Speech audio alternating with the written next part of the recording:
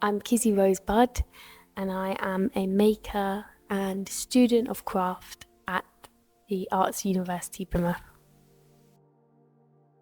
Before I get on the wheel, I do tend to have quite a strong image of what I want or the type of object that I'm hoping to make.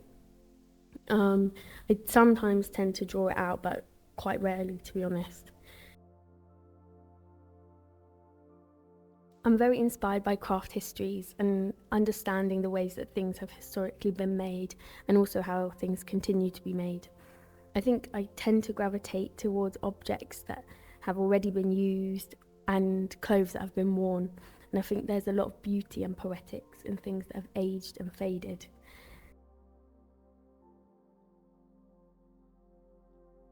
Making in general gives you a way to connect more widely and more deeply with the world around you.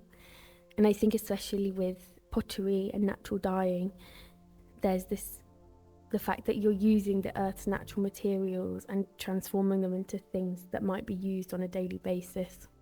I also find that making has been a way for me to keep learning and be taken down paths of interest that I think I might have dismissed or previously found difficult to connect with.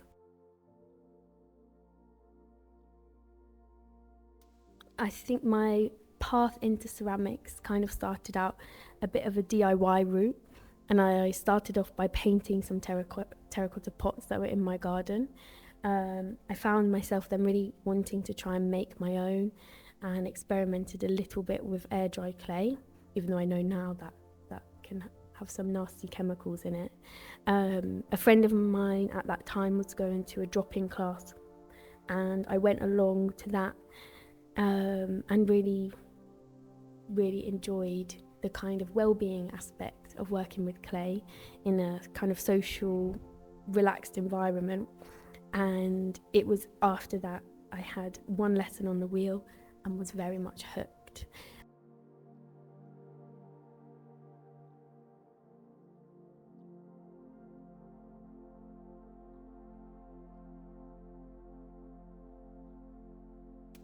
If you're in the right headspace, you can really get into the rhythm of it, and your body is kind of synced up, and I think it's like you're obviously using your mind in a kind of a different way, but at the same time there's like a wholeness to it, like you feel like everything is working together.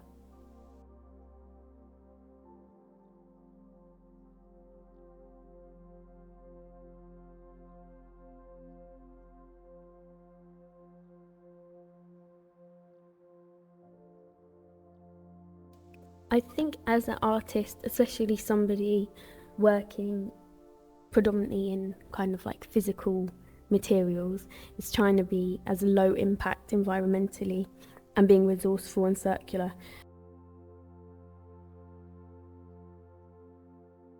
How accessible is making at the moment for people, and finding ways to make it more accessible or to kind of make these processes more understandable.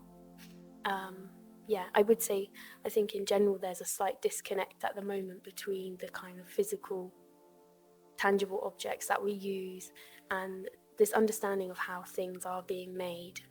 And also providing people the skills and materials to make things that maybe have a functional use in their lives. I think there's something quite special in that as well.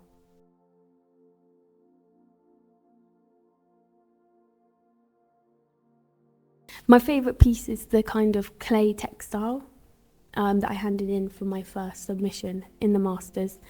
It was made from around 600 miniature pots that were all wheel thrown, and made from Dug clay from London.